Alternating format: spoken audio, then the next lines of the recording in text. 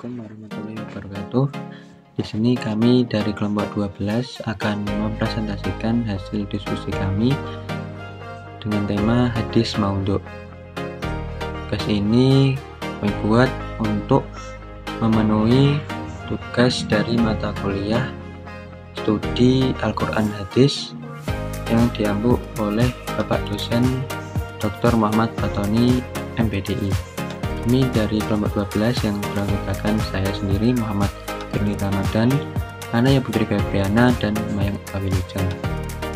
Langsung saja ke pembahasan pertama. Ini pengertian hadis maudhu'. Nah, kata maudhu' sendiri adalah isim maf'ul dari wada'a yadi'u yang menurut bahasa berarti meletakkan atau menyimpan, mengada-ngada atau membuat-buat dan ditinggalkan.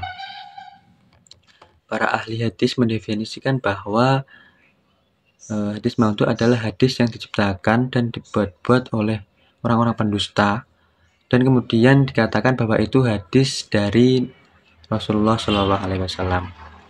Nah, dapat disimpulkan bahwa hadis maudhu' adalah segala sesuatu yang disandarkan kepada Rasulullah SAW, baik dari perkataan, perbuatan, takrir, dan sifat-sifat beliau secara dusta. Lebih tepatnya lagi, ulama hadis mendefinisikan sebagai apa-apa yang tidak pernah keluar dari Nabi Muhammad SAW, baik dari perkataan, perbuatan, atau takrir, tetapi disandarkan kepada beliau secara sengaja.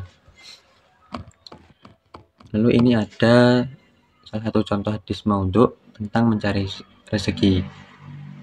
Hadisnya ialah innallaha yuhibbu ayyara abdahu ta'iban fi thalabil ilmi. Artinya sesungguhnya Allah suka melihat hambanya yang lelah dalam mencari rezeki yang halal. Nah, riwayat hadis tersebut teman-teman diketahui sebagai hadis maudhu'. Al-Hafiz Al-Iraqi mengungkapkan bahwa dalam sanadnya terdapat Muhammad bin Sahal Al-Attar. Nah, Ad-Daruqi menyatakan bahwa Al-Attar adalah penulis palsu.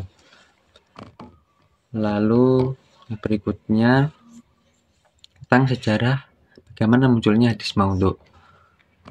Ini ada beberapa pandangan. Yang pertama menurut Ahmad Amin.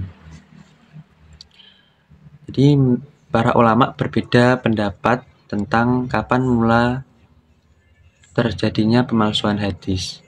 Nah, menurut beliau, Ahmad Amin, pemalsuan hadis telah terjadi pada zaman Nabi. Namun pendapat Amin tersebut dipandang mengandung kelemahan baik dari segi historis, sikap sahabat terhadap segala yang berasal dari Nabi, data-data hadis palsu, maupun maksud hadis yang dijadikan dasar argumentasinya. Nah, lalu yang berikutnya menurut Salahuddin Ibnu Ahmad bin Al-Adabi. Menurut beliau, ia mengatakan bahwa pemalsuan hadis juga telah terjadi pada masa Nabi. Hanya keduanya berbeda dalam sudut objek pemalsuannya. Jadi si Salahuddin Ibnu Ahmad Al-Adabi ini juga sependapat teman-teman dengan Ahmad Amin. Namun keduanya memiliki perbedaan. Kalau si Muhammad Amin tadi, ia lebih membahas tentang masalah akhirat.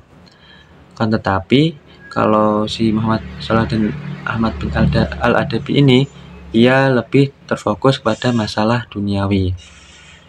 Nah, ia menyatakan bahwa pemalsuan hadis memang pernah terjadi pada masa Nabi yang dibuat oleh orang-orang munafik. Tapi dalam masalah duniawi, bukan masalah agama. Itu.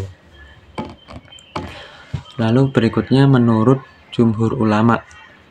Nah, kalangan jumhur ulama berpendapat bahwa keadaan hadis pada zaman Nabi sampai sebelum terjadinya pertentangan antara Ali dan Muawiyah masih terhindar dari pemalsuan.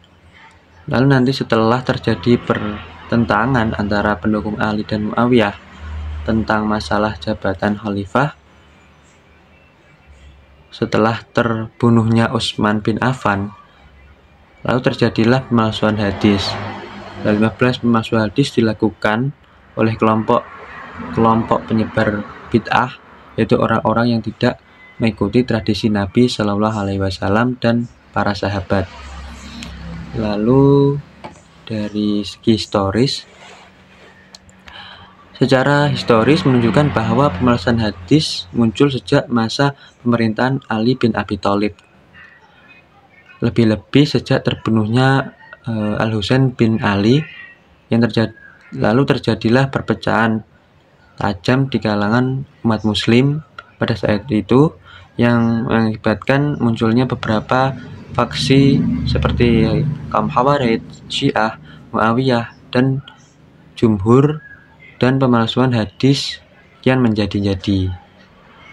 Nah, berdasarkan uraian tadi, maka dapat dinyatakan bahwa tidak ditemukan bukti yang kuat terjadinya pemalsuan hadis pada masa Nabi dan masa-masa sahabat sebelum Nabi dan masa-masa sahabat sebelum pemerintahan Ali bin Abi Thalib.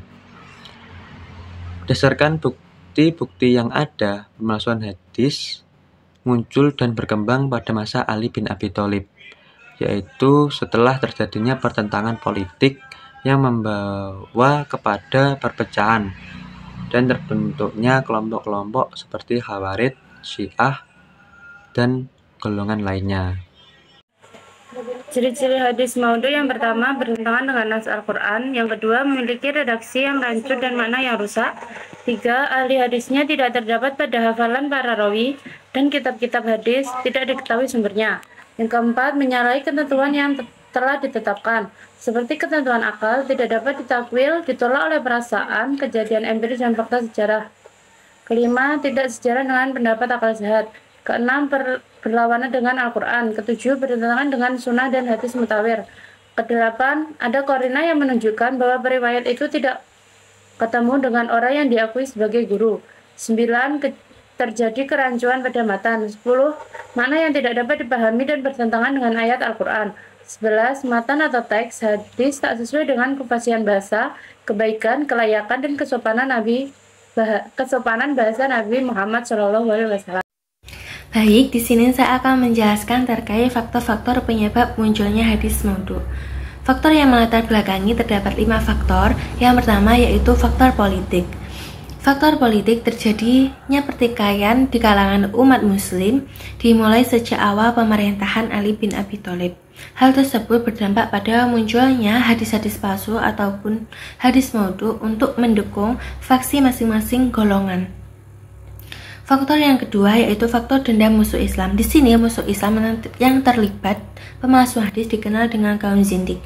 Mereka berusaha untuk merusak akidah Islam, menguburkan nilai-nilai agama Islam, dan memecah belahkan umat Islam dengan berbagai cara. Misalnya dengan menyamar sebagai kelompok Syiah, zuhud, tasawuf, dan ahli hikmah. Faktor yang ketiga yaitu faktor fanatisme, kesukuan, dan madhab fikih. Hadis maudhu juga tercipta dari berbagai para madhab baik dalam ahli fikih maupun ilmu kalam. Mereka menciptakan hadis maudhu dalam upaya mendukung dan menguatkan pendapat, hasil ijtihad, dan pendirian imam mereka. Faktor yang keempat yaitu faktor tukang cerita atau qososoh. Para ahli cerita mulai marak pada akhir masa pemerintahan Harun al-Rasyid dan semakin menjamur pada masa-masa setelahnya. Untuk menarik simpati orang banyak atau agar para pendengar mereka kagum terhadap kisah yang mereka ceritakan, mereka tidak segan-segan menyatakan bahwa cerita yang berasal dari sabda Nabi untuk menguatkan kandungan kisah atau cerita yang cenderung bersifat berlebihan dan tidak masuk akal. Hal tersebut akan mengakibatkan atau menimbulkan imbalan untuk mereka. Terus faktor yang kelima yaitu faktor penjilat penguasa. Di sini semua cara akan dilakukan hanya untuk mempertahankan posisi kedudukan dalam pemerintahan atau untuk mencari perhatian penguasa di saat masa mereka. Oke, jadi kesimpulan pada materi kita kali ini ialah hadis maudhu adalah segala sesuatu yang disandarkan kepada Nabi Muhammad SAW, baik perkataan, perbuatan, maupun takrir. Tetapi hal tersebut secara dibuat-buat atau disengaja dan sifatnya mengada-ngada atau bohong. Para ulama berbeda pendapat tentang kapan pemalsuan hadis mulai terjadi. Dengan beberapa berpendapat bahwa itu terjadi pada masa Rasulullah SAW, sementara yang lain mengatakan terjadi pada masa kekhalifahan Ali bin Abi Thalib. Lalu ciri-ciri hadis maudhu dapat dilihat dari sanad yang tidak sahih dan matan yang bertentangan dengan Al-Quran dan akal sehat. Faktor-faktor yang menyebabkan pemalsuan hadis seperti faktor politik, dendam musuh dalam Islam, semangat dalam ibadah, fanatisme kesukuan, tukang cerita, dan penjilatan penguasa. Oke teman-teman, itu tadi materi yang dapat kami sampaikan. Apabila ada salah dan kurangnya, kami mohon maaf yang sebesar-besarnya. Billahi taufiq wal hidayah. Assalamualaikum warahmatullahi wabarakatuh.